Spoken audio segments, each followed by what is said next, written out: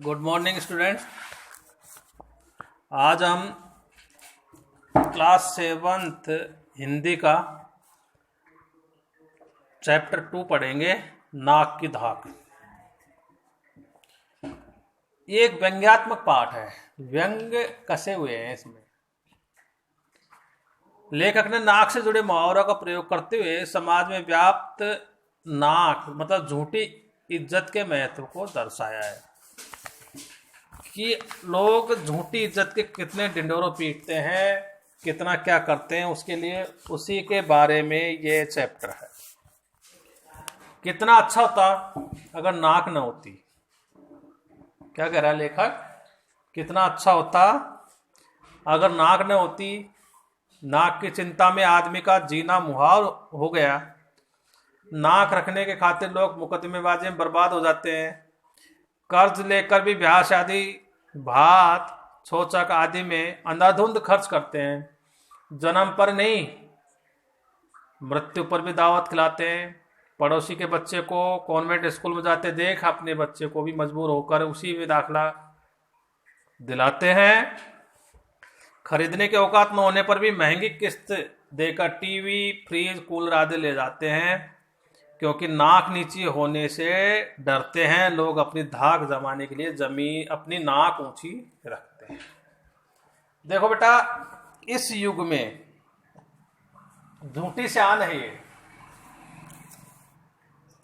और इस झूठी शान में ही आदमी की उम्र कम हो रही है।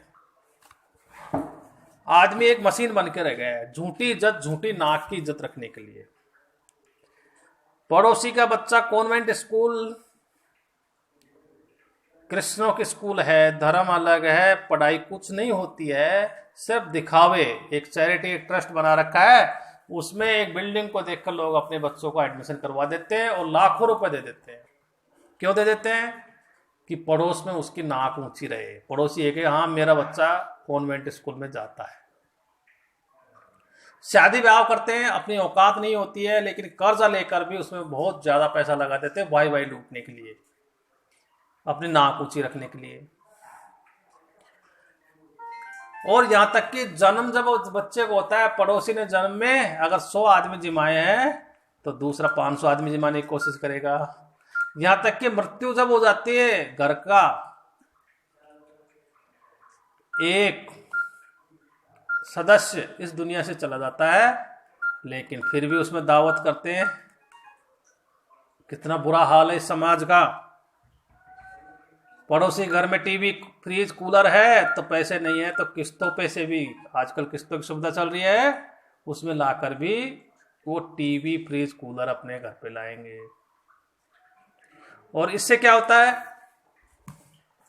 उसको चुकाते चुकाते उस इंसान की जीवन निकल जाता है, जिंदगी निकल जाती है, और जीवन के भोग कभी भोग नहीं पाता है। कोई जरूरी है क्या पड़ोसी के पास कार है तो हम मोटरसाइकिल से घूम लेंगे?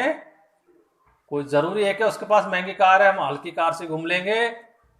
कोई जरूरी है कि उसके पास मोटरसाइकिल, हम साइकिल से घूम लेंगे, लेकिन हम सुखी तो रहेंगे? हमारे ऊपर कर्जा तो नहीं रहेगा? लेकिन आज के इस युग में कोई नहीं सोच रहा और सब एक दूसरे के पीछे भग रहे हैं। नाक बची रहे इसलिए आदमी खाकी वर्दियों, आयकर अधिकारियों, उनके दलालों के पत्रम पुष्पम से पूजा करते हैं, अन्यथा पकड़ा जाएगा और फिर किसी के सामने कैसे नाक दिखाएगा। अपनी इज्जत बची रहे, कोई कार्य भी हो, गलत कार्य भी गलती से हो गया तो खाकीदारी मतलब पुलिस वालों को रिश्वत देंगे। आयकर अधिकारी हैं, इनको रिश्वत देके अपनी इज्जत बचाने के लिए उनकी पूजा भगवान की तरह पूजा करते हैं और उनको रिश्वत देते हैं, ये इज्जत बचाने के लिए, झूठी शान के लिए। नाक के कारण आदमी को नाकों से चबाने पड़ते हैं। नाक बड़ी जल्दी कटती है, प्राय किसी भी हथियार के ही कट जाती है। आदमी की अपनी नाक के साथ खानदान की नाक भी जुड़ी रहती है। कभी कोई ऐसी वैसी बात हो जाए, लड़का घर से रूठ कर भाग जाए, लड़की लव मैरिज कर ले, या कोई झूठा मूठा इल्जाम जान को लग जाए तो अपनी ही नहीं पूरे खानदान की नाक कट जाती है। कहते हैं ना, पूरे खानदान नाक कटवाएगा क्या? यह भी मनोवैज्ञानिक सत्य है कि जिसकी नाक कट जाती है, यानी जो खुद नकटे होते हैं वे दूसरों की भी नाक दूसरों को भी नकटा देखना चाहते हैं। ये भी सत्य बात है। अगर कई लोगों की होती है धारणा कि यार मेरी इज्जत नहीं, तो इस पे कोई ऐसा लांछन लगे जो ये भी मेरी ही श्रेणी में आ जाए। मान ने मान, मैं तेरा मेहमान की तरह जुकाम आकर पसर जाता है और नाक में दम कर देता है। नाक तब तक बहुत बुरी लगती है जब वह किसी शुभ कार्य के वक्त अनायास छींक मार देती है। कब बुरी लगती है? कहीं सही कार्य जाते हैं और किसी ने छींक दिया तो बहुत बुरी लगती है। वास्तव में नाक और छींक दोनों सहेली हैं, पर ज्यादातर लोग उन्हें अकेले ही देखना पसंद करते हैं। ये दोनों फ्रेंड है, लेकिन ज्यादातर लोग क्या सोचते हैं कि ये अकेले रहे, नाक अलग रहे और छींक अलग रहे। एक तरफ लोग छींक की वजह से झींकते हैं, तो कुछ लोग नाक में फुरेरी डालकर नस्वार सूंघकर जानबूझकर छींकते हैं। कई चलार छींकते हैं जिससे उनका माइंड हल्का हो। जब आदमी का बुरा वक्त आता है या उसे किसी से कोई काम करवाना होता है, तब वह सारी हेकड़ी भूल जाता है। एक बार क्या 1000 बार नाक रगड़ता है। जब कोई गलती हो जाती है तब भी आदमी को अपनी नाक रगड़नी पड़ती है। जिन लोगों में बदले ईर्ष्या की भावना होती है, वे भी मौके की तलाश में रहते हैं कि कब कैसे किसी की नाक रगड़वा दें। जिंदगी में हंसना गाना ही नहीं, रोना भी पड़ता है। हंसने की बात छोड़िए, पर रोते समय आंखों में आंसू आते हैं तो नाक भी उसका साथ निभाती है। बहते आंसुओं को पोंछने का कोई बुरी बात नहीं, लेकिन नाक पोंछने से तो रोने का सारा मजा ही किरकिरा हो जाता है। करुण रस से बरबस विभत्स आ टपकता है। नारी तो नाक पोंछने का काम साड़ी के पल्लू से चला सकती है, पर बेचारे उस पैंटधारी मर्द का क्या हाल होगा जिसे जेब में रुमाल रखने का ख्याल भी नहीं रहा हो। वो किससे नाक पोंछे? ये व्यंग्यात्मक है बेटा। गुस्सा भी बहुत से लोगों की नाक पर रखा रहता है।